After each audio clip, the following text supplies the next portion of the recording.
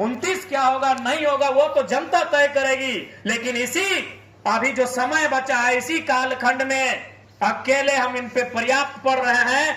अब ऐसा समय आया है कि ये लोग हमारे समय में भी कटौती करने लगे हैं। ये तो आप घर से बैठकर अपने टेलीविजन में या किसी मोबाइल में देखते होंगे। बाकी विधायक खड़े होते हैं तो उनको बोलता है कि माननीय सदस्य फलना आप अपना बात रखिए, लेकिन जैसे ही डुमरी का नाम लिया जाता है, माननीय सदस्य डुमरी, उसके बाद तुरंत अध्यक्ष महोदय बोलते हैं समय का ध्यान रखिएगा। जैसे ही बाकी जो भी और भी सदस्य को वो आमंत्रित करते हैं, उनको बात रखने का अवसर देते हैं, वो अपनी बातों को रखते हैं, लेकिन जैसे ही हमारे नाम का उद्घोष होता है माननीय स्पीकर महोदय के श्रीमुख से, वो दूसरा लाइन यही भी बोलते हैं कि थोड़ा समय का ध्यान रखिएगा। सबको मालूम है कि अगर इस शख्स को समय दिया जाएगा तो फिर ये सरकार की एक एक नीतियों की ऐसा धागा खोलेगा जो पूरे राज्य को उसका चेहरा पता चल जाएगा। तो ये कहीं ना कहीं आपका विश्वास, आपका प्रेम, और चूंकि हम लोगों ने सबसे पहला हथियार माना है एजुकेशन को, हमने सबसे पहला हथियार माना है शिक्षा को, और आज ये शिक्षा ही है कि आज आपके बीच हम आए हैं और आप सुन रहे हैं। वरना अगर बात करें सुंदरता की तो इस झारखंड में हमसे सुंदर नौजवान कितने हैं। हम तो देखिए ना, टकला मुंडा ऐसे आ गए हैं, एक सामान्य सा चप्पल पांव में पहने हैं, ये टी शर्ट भी है। अब दिलीप दाई जानेंगे कहां से ला दिए। हम बोले कि भाई हम रात में आए तो 2-4 जगह, अभी भी चूंकि आए तो 2-4 बारिश हो रही तो हम जो कपड़ा पहन के आए गंदा हो गया था। हम बोले दिलीप दाई सब थोड़ा सा कपड़ा मैला हो गया है, तो यही ड्रेस लिए, यही पहने और यही हम सुबह उठ के आपके बीच चले आए। तो इसलिए आज अगर आप हमें सुन रहे हैं, आज अगर पूरे राज्य के लोग हमें सुन रहे हैं, अपनी समस्याओं को हमारे पास लेकर जा रहे हैं, तो इसलिए नहीं कि हम अच्छा दिखते हैं, हमारी ऊंचाई अच्छी है, हमारी लंबाई अच्छी है, इसलिए कि लड़का जो भी बोलता है टू द पॉइंट बोलता है, पढ़ा लिखा लड़का है। इसलिए हमारा प्रयास यही रहेगा कि पढ़े लिखे नौजवानों को राजनीति में लाने का अवसर दिया जाएगा।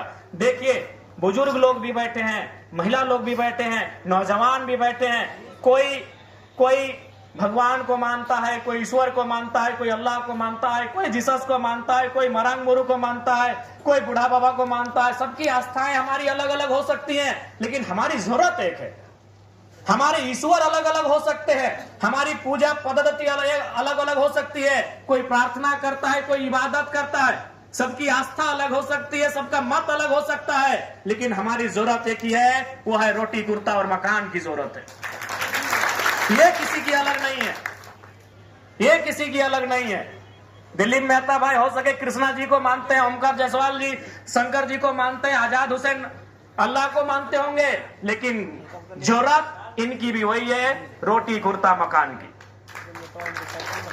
इसलिए आपको यह जानना होगा कि जिस आपकी आस्था जिस पर है, जिसके ऊपर आपकी आस्था है, उसने संसार को बनाया होगा। मैं उस पर बात विवाद नहीं करना चाहता हूं।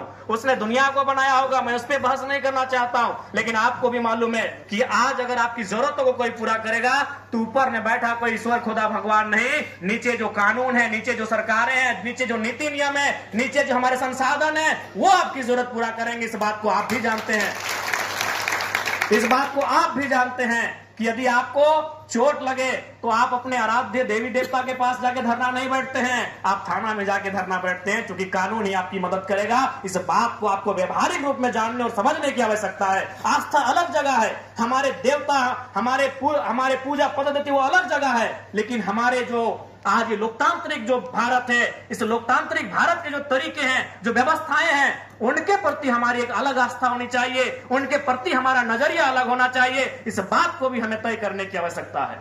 इसलिए आज पलामू की पावन धरती में हम इतना जरूर कहेंगे कि आज राजनीति एक ऐसा जगह है जिससे हमारी समस्याओं का समाधान है। क्योंकि भारत राजा का देश नहीं है, भारत में राजतंत्र नहीं है, भारत में प्रजातंत्र है, भारत में लोकतंत्र है, भारत में जनतंत्र है, भारत में गणतंत्र है, और उस गणतंत्र का आधार भारत का संविधान है। और वो संविधान की रक्षा कौन करते हैं? राजनेता करते हैं, जिनको हम लोग या तो राज्य में असेंबली कहिए और देश में पार्लियामेंट कहिए। और वहां कौन चुन के जाते हैं? हमारे और आपके वोटों से लीडर चुन के जाते हैं। इसलिए लीडर का चुनाव बढ़िया होना चाहिए। आज हम अपने लीडर की शिकायत करते हैं, हम फिर चुनाव आता है, हम उनको वोट करते हैं, फिर चुनाव के 6 महीने बाद हम उनकी शिकायत करते हैं। तो उसका कारण कहीं ना कहीं हमारा नजरिया है, हमारी मानसिकता है। मैं आप सभी को तो नहीं कहूंगा, लेकिन ये सच्चाई है। मैं डायरेक्ट आपको नहीं कहूंगा, लेकिन ये सच्चाई है। आज चुनाव का प्रचलन क्या है हमारे राज्य में, आज चुनाव का प्रचलन क्या है हमारे देश में। कोई हमें 500 रुपया थमा दे, कोई हमें एक बोतल शराब थमा दे, कोई हमें मांस मदिरा थमा दे, तो उन्हें हम वोट कर जाते हैं। एक बात दिल से सोचिए कि 500 रुपए में हम अपना ईमान बरकरार नहीं रख पाए तो विधायक लोग को 5 करोड़ का लालच मिलता है। कैसे ईमान रखें? हम 500 रुपए में अपने ईमान को नहीं रख पाए और हम ना चाहते हुए फिर उसी नेता को वोट दे दिए कि भैया रात को पैसा पकड़ लिए हैं, भैया रात को हम पैसा पकड़ लिए हैं। रास्ता में जाते जाते अरे भोटवा ना दमी 2 पीस हमारे मिठुआ तो खाए ले, भैया खा लिए हैं, अब अन्न खा लिए तो गुनवा कैसे नहीं गाएंगे। जब हम 500 रुपए में अपना ईमान को नहीं रख पाते हैं तो सोच के